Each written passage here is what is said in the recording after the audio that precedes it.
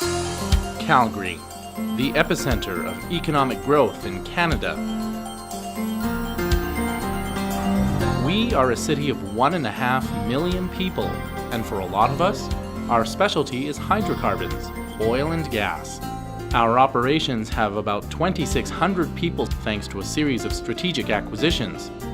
Today, Calgary is the corporate center for WorleyParsons Canada. We are leaders in mineable oil sands and downstream, innovators for core projects, our improved business and infrastructure, and the global center of excellence for both pipelines and heavy oil. Our expertise is sought across the country and around the world. Our work fuels that passion, a passion that permeates our lives both in and out of the office. Here are some stories from around our city.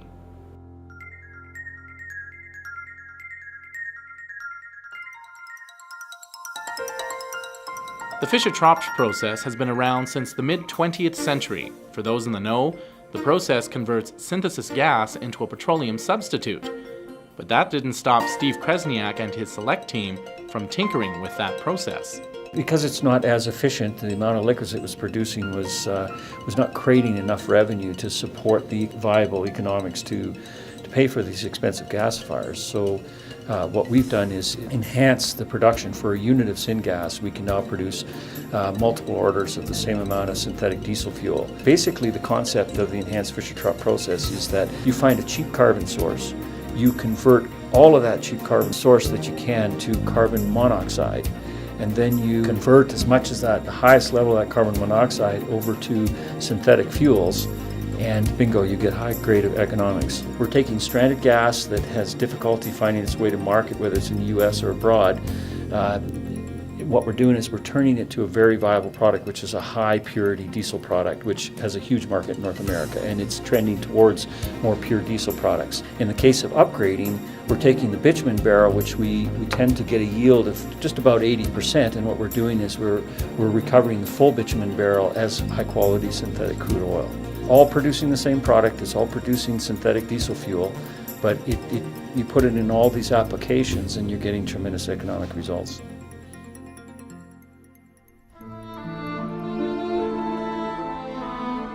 If you had to name watershed moments in the course of human history, what would you choose? For Paul Bowman, World War II is on that list. Bowman's expertise as a geophysicist brought him to Poland, the site of an extermination camp built and used by the Nazis, a place called Sobibor. Everything that was there was buried.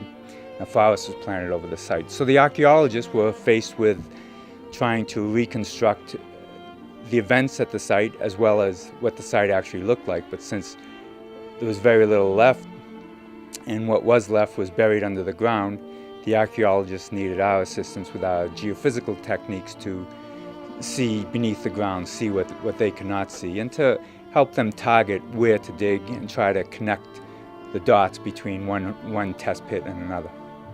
Well, the archaeologists, certainly in the areas we directed them, have dug up many things: jewelry, coins, glassware, teeth, bone, bullet, and so forth.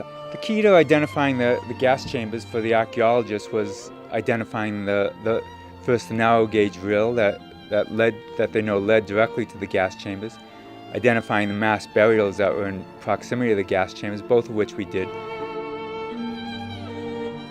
You know, you think you know a lot about the Holocaust. You meet with survivors, you see movies, you read books like the bestseller that's out now, Sarah's Key, and you think you don't know it all, but you think you know a lot. But then you go there and you actually walk the ground and you see the railroad track as it was 60 years ago. You see the villages, you see people that were actually living there at the time. You see the remains, you handle someone's teeth, bone, material actually left behind. You stand there and you absorb the ambiance, and you realize you don't know anything.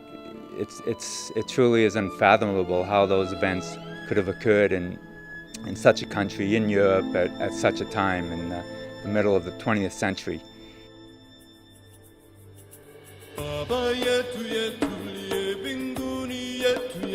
The passion we have for our work, both in and out of the office, is not only encouraged by our senior leaders, but also reflected and nurtured.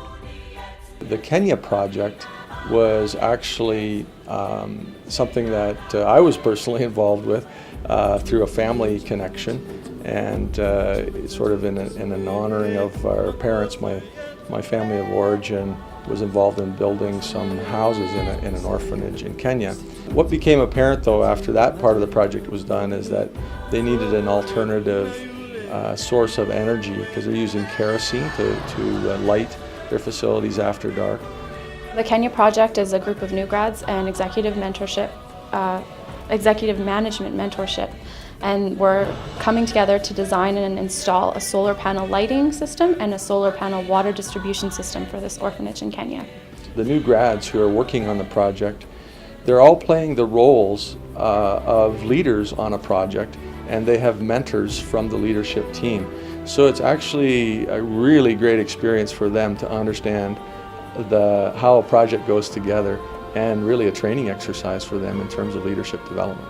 As I travel over there, it's hard not to let your emotions and the whole personal aspect get to you, but at the same time, we signed on for a job and we have a goal and we have our end date, and we need to go there to do our job and finish our project.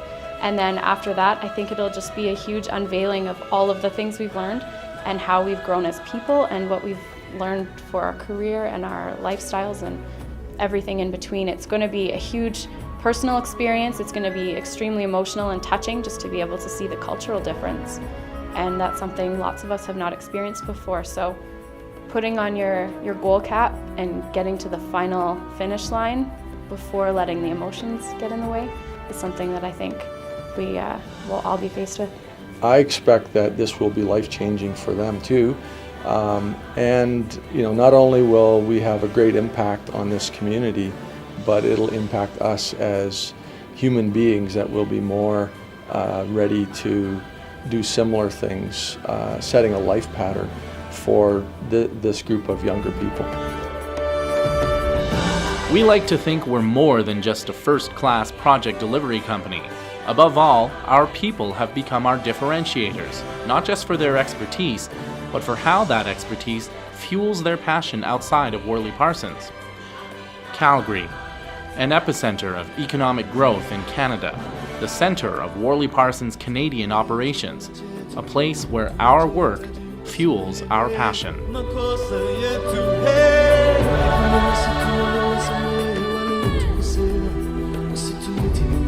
Katika majani lakini kutoboe na yule